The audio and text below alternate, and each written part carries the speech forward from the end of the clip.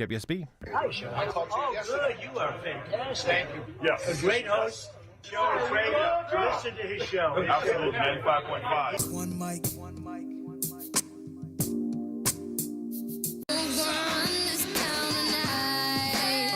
Shelley Winter Show, live, local, topical, and relevant, my friends. Wow, wow, wow, what a day. What a beautiful day it was today, ladies and gentlemen. Just a wonderfully beautiful day. And it's going to be a great weekend. I'm just so excited about the holiday. Does any, let me say this. Let me say this. I have a topic I want to say. I got a bunch of stuff. Got a guest on tonight. We're going to go through the whole gamut of commentary and everything. So you don't want to leave the radio this evening. But really quickly, does anybody feel like the holiday kind of started already? Like I've just realized, because I had a busy day, but I feel kind of like I'm waiting when I get off the air tonight. I plan on just going home, getting some Chinese food on the way home, and just kind of going to bed. I'm not going to bed, but going in the house and chilling out. I don't have any plans to go anyplace or anything. And it just dawned on me that I feel like it's the holidays. Like I feel like it started. Like, mentally, is anyone listening to me right now and you kind of checked out of work, and next week you're going to go into the office, but you're not going to get much done because you kind of checked out, especially with the 4th being on a Friday. On a Saturday, next Saturday. And we're celebrating 250th anniversary of birthday of celebration of America. It's like it feels like I'm in holiday mood. I think that's what's going on with me.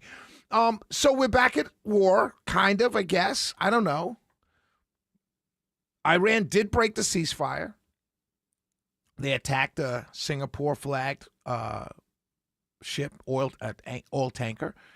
And that was, I think, 2 days ago, Thursday, I think, or yesterday, maybe the day before. And Trump, bombed, bombed some radar sites and some weapons cache, weapons holding facilities on the Strait, bordering the Strait of Hormuz of the Iran side.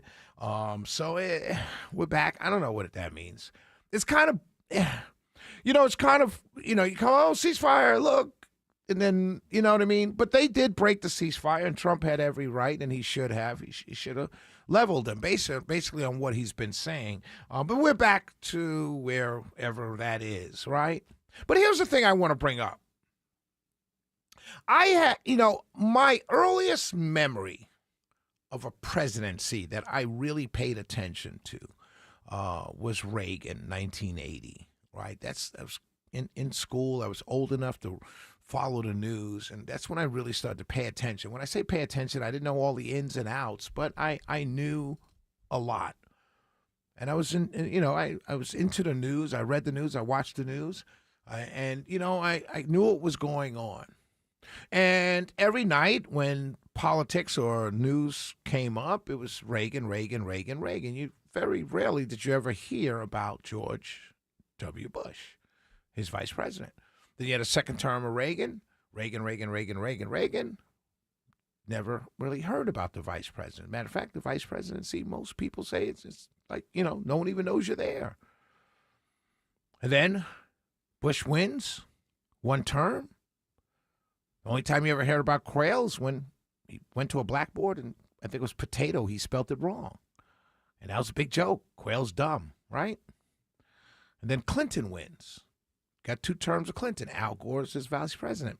You heard about Tipper Gore more than you heard about Al Gore, right? When Tipper was fighting gangster rap and the explosion of this violent, misogynistic, drug-addled, drug-fueled new music form, new music genre. But you heard about her almost as much as you heard about Al Gore. And then after Clinton, we had W. And, kind of just WWWWW. Then Obama. Didn't really hear about Biden, right? You heard about Obama, tan suit, did this, did that, whatever. Biden was lurking in the background.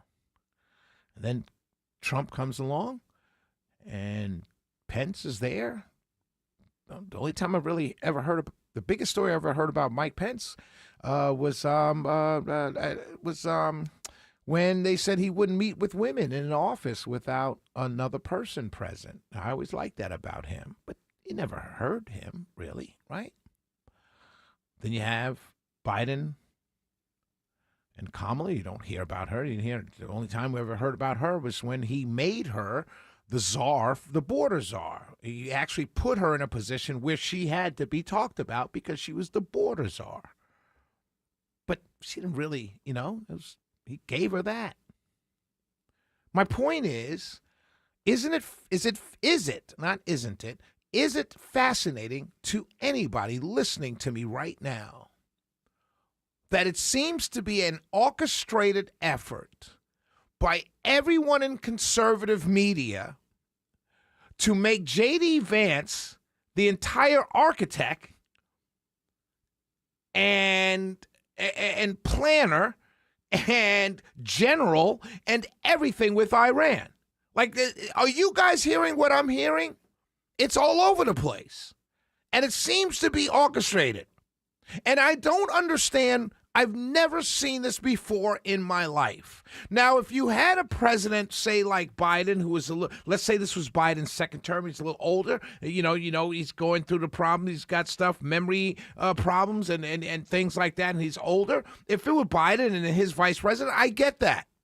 But Trump's in charge of everything. Like since he came on the scene, even when he wasn't president and Biden was president, Trump was still in charge. Nothing happened without his okay. And now I'm saying, this is J.D. Vance's war? The negotiations are all J.D. Vance? Nobody else?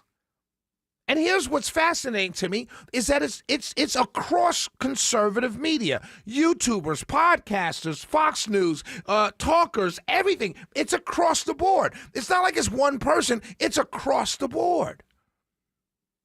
Does anybody even know where our Secretary of State is? No. Not that is the plan. These people know this is a bad idea to go to war with Iran. They talked about it in February 28th, March 1st, all of that. Yeah, we're triangulating, we're weakening China, all the stuff that you heard for 3 weeks, 3 months, and then the gas prices and everything. Oh, we got to suffer short-term pain, long-term gain, all of that. These people were saying that. And it was all Trump, it was all Trump, it was all Trump, it was all Trump. We need to do this, and then bam! Just like that, it spun to being J.D. Vance's war. Now, I'm not a defender or attacker of J.D. Vance at all. I'm just observing what's going on. And it says one thing and one thing only, my friends. The entirety of the conservative media scape, if you will. TV, cable news, podcasters, radio, talk radio, everything, the entirety of it is lining up for Marco Rubio for 2028, period. That's all this is about. They're protecting Marco Rubio because they want Marco Rubio in 2028. Remember, J.D. Vance was not the pick by these entrenched people that have been around a very long time. He was never the pick. The pick was Don Jr., Tucker Carlson, Charlie Kirk. They influenced the president to pick J.D. Vance because they wanted to get younger. Remember that. So now it's time to pivot. You got a lame duck coming up. If all things happen that we think is going to happen in November, you're going to have a lame duck presidency, and everyone's getting ready for 2028. And the pick by everybody in conservative media on TV, radio, and everywhere else is Marco Rubio. And they're throwing J.D. Vance to the wolves. I've never seen anything like it before in my life. When have you ever heard a vice president being in charge of a war, being in charge of a peace agreement? Not the Secretary of State, not the sitting president who's in charge of everything. the vice president, J.D. Vance. They're throwing him under the bus. And there's really nothing he can do about it. And it's sad to see. There's an old hip-hop song. Not an old one, but it's a hip-hop song that comes to mind when I hear them dogging J.D. Vance. These beep ain't loyal. I'll leave it right there. It's the Shelley Winter Show. 448-720-0750. 1-800-WSB Talk. We'll be right back.